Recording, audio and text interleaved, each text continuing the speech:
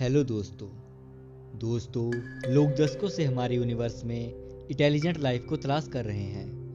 बहुत से लोग ये मानते हैं कि हम एलियंस को ढूंढने में इसलिए सफल नहीं हुए क्योंकि हमारे ब्रह्मांड बहुत विशाल है और इसमें ट्रैवलिंग करना नामुमकिन है। लेकिन कुछ लोगों का मानना है कि हम सभी जगह एलियंस को नहीं देख रहे, मतलब कि हमें दूसरे ग्रहों पे एलियंस लाइफ ढूंढने की बजाय हमें एलियंस दूसरे डायमेंशंस में ढूंढने चाहिए।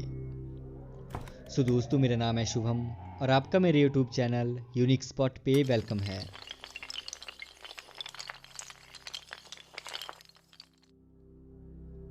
दोस्तों, पार्टिकल फिजिक्स ने हमें ये बताया कि कैसे छोटे पार्टिकल से हमारे ब्रह्मांड की रचना हुई।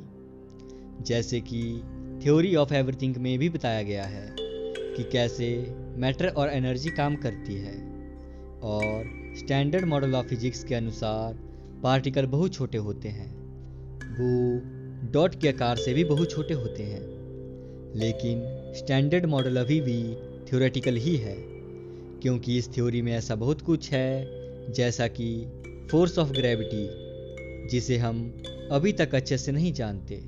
तो वहीं एक और थ्योरी है जिसे स्ट्रिंग थ्योरी भी कहा जाता है, जिसमें पार्टिकल्स छोटे स्ट्रिंग में है जो कैसा भी साइज और मास बनाने के लिए आपस में वाइब्रेट करते हैं। लेकिन अगर स्ट्रिंग थ्योरी एक्यूरेट है तो इसका मतलब कि हमारे ब्रह्मांड में 4 के बजाय 10 डायमेंशंस हो सकते हैं।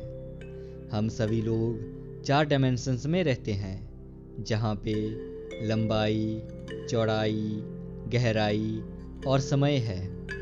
लेकिन बाकी के 6 डायमेंशंस कैसे होंगे, इनके बारे में हम कोई भी अंदाजा नहीं लगा सकते। इनमें से कुछ डायमेंशंस थ्योरेटिकली ऐसे भी हो सकते हैं जहां कभी भी बिग बैंग नहीं हुआ होगा और वहां यूनिवर्स किसी दूसरे तरीके से बना हो। और हो सकता है कि उन डायमेंशंस में लोग राक्षसों के जैसे दिखते हो। वो लोग अलग ही टाइप के क्रिएचर भी हो सकते हैं, जैसा कि पुरानी लोक कथाओं में लिखा गया है, राक्षस, परियां एटसेट्रा। लेकिन जॉन कील मानते हैं कि दूसरे डायमेंशंस में एक्स्ट्रा टेरेस्ट्रियल लाइफ मतलब एलियन हो सकते हैं। लेकिन कुछ समय के बाद वो ये सोचने लगे कि लोक कथाओं और धार्मिक ग्रंथ सभी इस बात का प्रमाण देते हैं कि मानवता ने वास्तव में बुद्धिमान जीवन के किसी अन्य रूप के साथ संपर्क किया है, और वे आउटर स्पेस के ना होकर अन्य डायमेंशन के ही प्राणी थे, और वे प्राणी किसी भी शेप में शिफ्ट हो सकते थे। इन प्राणियों में अच्छे या गलत होने की भावना भी थी, और वे मानव जाति के साथ छेड़छाड़ करने में भी सक्षम थे। दोस्तों, हमने भी रामायण महाभारत में राक्षसों या परियों के बारे में सुना है, तो क्या वो सभी भी दूसरे आयामों से यहाँ आते थे? पर ऐसा क्यों था कि 4 आयामों में रहने वाले मनुष्य से दुराचार करने के लिए राक्षस 5वें, 6ठे या 7वें डायमेंशन से यहाँ आते थे? और वे कैसे इन डायमेंशंस में ट्रैवलिंग करते थे?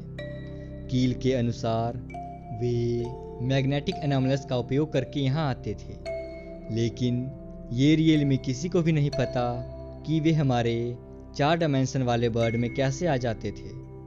दोस्तों, आपको क्या लगता है कि कील सही थे या ये कोई नॉनसेंस बात थी? हमें कमेंट करके ज़रूर बताएं। तो दोस्तों, वीडियो पे लाइक, शेयर, कमेंट जरूर करें, और जिसने अभी तक चैनल को सब्सक्राइब नहीं किया है वो जरूर से सब्सक्राइब कर ले और साथ में बेल आइकन को भी ऑन कर ले। हम ऐसे ही इंटरेस्टिंग वीडियोस आपके लिए बनाते रहेंगे।